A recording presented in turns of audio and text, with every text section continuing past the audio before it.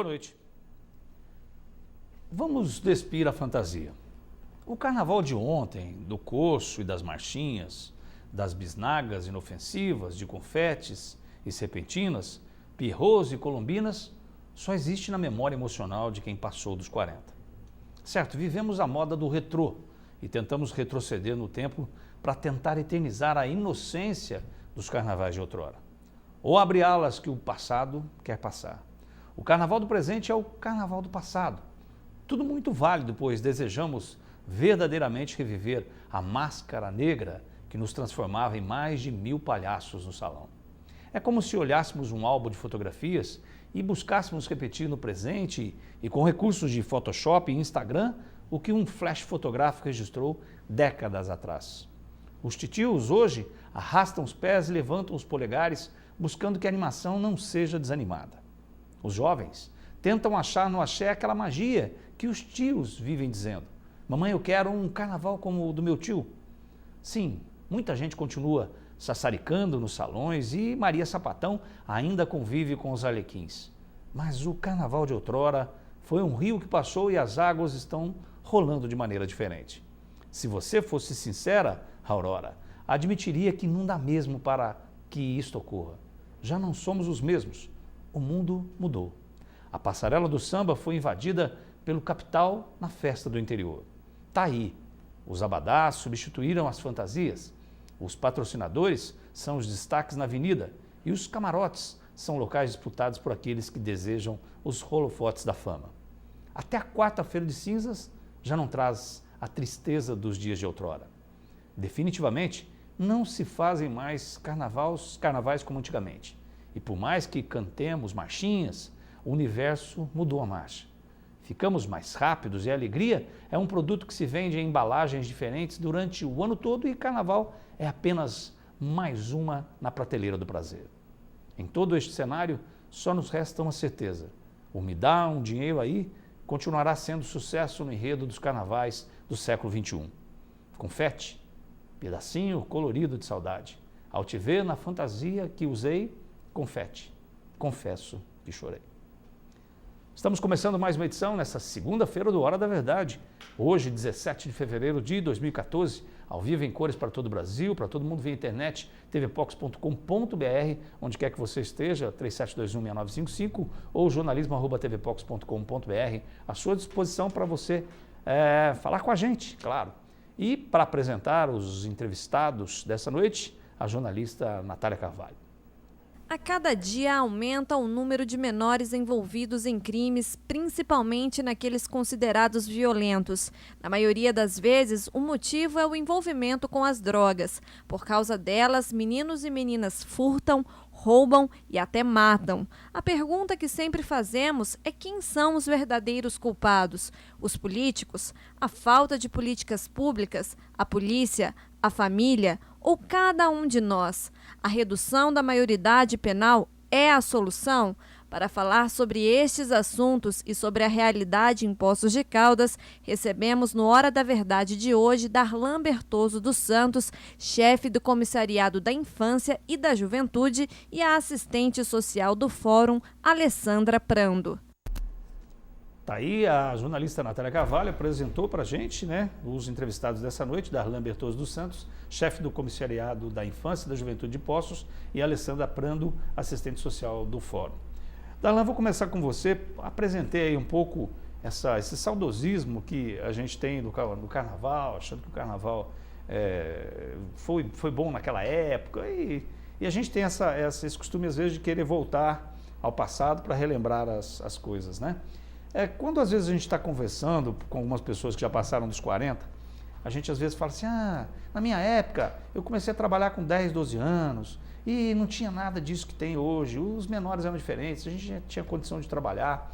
Você que está tantos anos frente ao como chefe do Comissariado da Infância e da Juventude de Poços, como é que é o paralelo que você faz, vamos dizer, outrora, uns 15 anos atrás, com o que nós vivemos hoje na atualidade, quais são as diferenças? Boa noite, obrigado pela sua presença aqui. Boa noite, eu que agradeço o convite.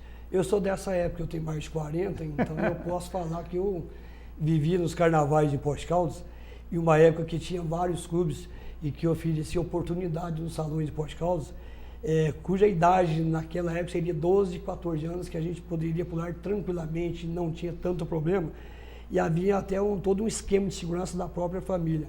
Antigamente, na minha época, estou falando, a gente podia sair sozinho, os pais iam buscar a gente. Eu, no meu caso, não, porque eu sou homem, geralmente naquela fase a molecada já saía numa boa. Claro que tinha uma bebidinha alcoólica, tinha uma outra coisinha, mas não nos moldes que tem hoje, quando a gente fala em carnaval. Na atualidade, a preocupação que vem à cabeça de qualquer órgão de segurança pública, os pais, são as drogas que estão envolvidas diretamente com a questão. Hoje, na cabeça de alguns adolescentes, eu tenho que consumir, eu tenho que utilizar para eu poder divertir. E por trás disso vem uma série de consequências. Atrás do uso de um pequeno copo de bebida, uma droga, vem brigas, vem furtos, vem violências. Então, realmente, é um carnaval bem diferente do que a gente vivia anteriormente. A gente saía de um salão 4 horas da madrugada, com 14, 15 anos. Eu, no caso, utilizava naquela época a Avenida João Pinheiro. Eu ia embora para casa tranquilamente. Ninguém abordava, não tinha aqueles moleques que, por covardia, juntavam 3, 4 para agredir a gente. Então, hoje, o que a gente vê? A molecada bebendo em excesso, juntando 2, 3 e batendo aleatoriamente qualquer adolescente que esteja com boné diferente, com celular diferente, bater pelo mero prazer de ver caindo e chutando. Eu não sei porque é uma violência assim, então é muito interessante esse texto, essa crônica, para reviver aqueles tempos. Vamos citar em Poços de Caldas, carnavais maravilhosos aqui que a gente trabalhava em fiscalizações. Você já era do comissariado? Era do comissariado, eu estou ali há 25 anos, então a gente fazia essa fiscalização. Chegava a família, um tio, um avô, entrava no Palace Cassino, na Caldense, Chico Rei Clube, Sobradinho, Discoteca Fé Velho, o Parque Hotel, o Sindicato. Então tinha muitas opções em Poços de Caldas e as famílias iam junto. Hoje as famílias já não saem mais nas ruas. Liberam os filhos e parece que entrega para Deus, que a segurança, que Deus toma conta, e as autoridades nas ruas, parece que foram transferidas as responsabilidades. Tem que deixar claro que quando a família deixa adolescente ou filho sair na madrugada em Poços de Caldas, a responsabilidade inicial é dos pais e não de quem está trabalhando na rua. O trabalho da fiscalização, da prevenção e para cumprimento da lei de proteção ao jovem se dá no sentido de tentar coibir o uso de drogas, de bebidas, e o acesso muito fácil com elementos maiores, os quais vão sim explorar os adolescentes, abusar de atos sexuais, exploração para consumo e entrega de drogas. A situação mudou. Então é lamentável, é triste. Eu sei que existe várias pessoas envolvidas nessa questão para resgatar sim um carnaval melhor.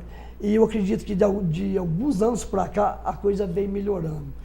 Eu tenho que falar, porque às vezes eles comentam comigo, não existe uma recomendação, tem coisa que não se fala na imprensa. Você é a favor dos jovens de Poços de Caldas de curtir fora? Não, poderia ser interessante de curtir. Vou fazer uma pergunta para você. Você é a favor dos jovens de Poços de Caldas curtirem fora? Olha, na situação atual, eles estão muito bem fora daqui. Porque esses jovens de Poços de Caldas não aprontam lá em outra cidade. Porque vai ser um desgaste muito grande da apreensão de um adolescente em outra cidade, ele vai ter que pernoitar lá. Ele não vai ter como pegar um táxi.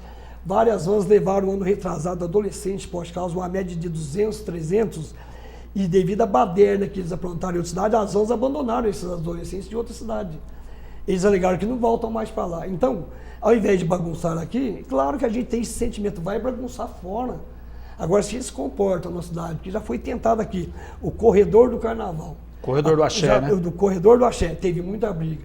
Tentou-se colocar um trio elétrico aqui entre a rua São Paulo e na praça. Teve briga de facada, de paulada, muita violência, porque os jovens não saíram da cidade, se reuniram em praça pública e beberam demais e aprontaram. Então, falta essa educação e esse entendimento que o carnaval é brincar, é folia saudável, é paquerar, mexer com as pessoas, abraçar, fazer brincadeira.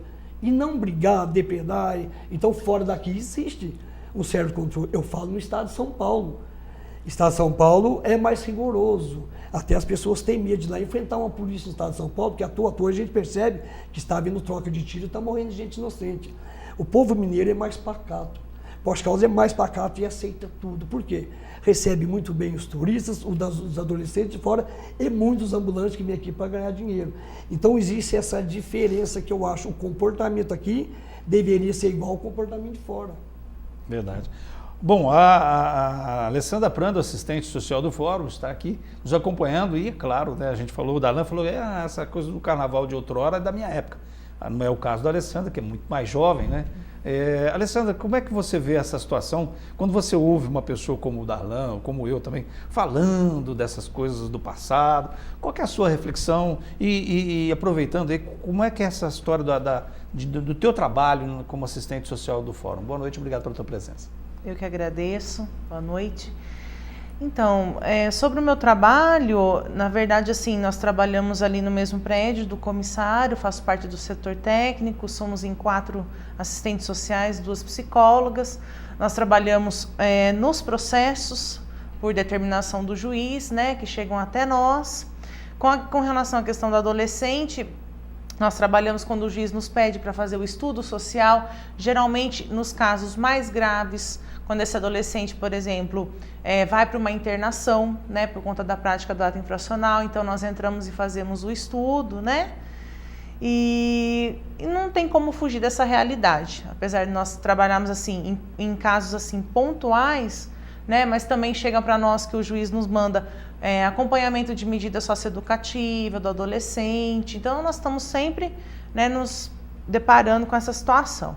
Mas assim, sou mais jovem sim, mas eu percebo uma grande diferença, eu tenho 32 anos, mas nos anos 90 ainda não tinha tanta coisa, né? Era possível sim sair à noite, né? Eu saía e a gente conseguia, tinha a questão da bebida, mas a gente conseguia ainda se divertir de uma maneira saudável. Parece que hoje já não tem mais isso, né?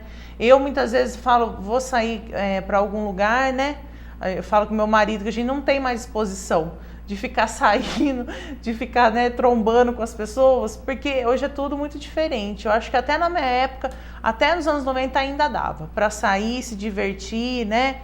Sem muita preocupação. Sem muita, né? preocupação, mas mesmo assim, eu lembro, os pais das minhas amigas iam levar a gente, ia buscar, porque também já não podia, como o Darlan disse, andar sozinha, a gente muitas vezes voltava de madrugada, mas os pais estavam ali, né? Iam levar no horário, ia buscar no horário, né? E ainda a gente conseguia cumprir. Minha mãe falava, volta a tal horário, eu ainda conseguia voltar no horário, mas hoje a gente já vê que a situação é mais complicada. Você, né? tem acompanhado, claro, lá nesse seu trabalho perante assistente social lá no Fórum, como é que tem sido, por exemplo, há um crescente nesses fatos, nessas questões ligadas à infância, tem aumentado o número de jovens e adolescentes com problemas na justiça? Você tem acompanhado estatisticamente isso? Há um crescente mesmo? A gente sente que há um crescente, mas às vezes os números ou comprovam ou não. Então, eu acho que assim, porque que eu sempre falo, quando acontece alguma coisa com um adolescente, eu acho assim que dá maior visibilidade. Eu não vejo com relação à questão dos números. É porque se dá mais visibilidade porque tem essa sensação de impunidade que nós temos, né?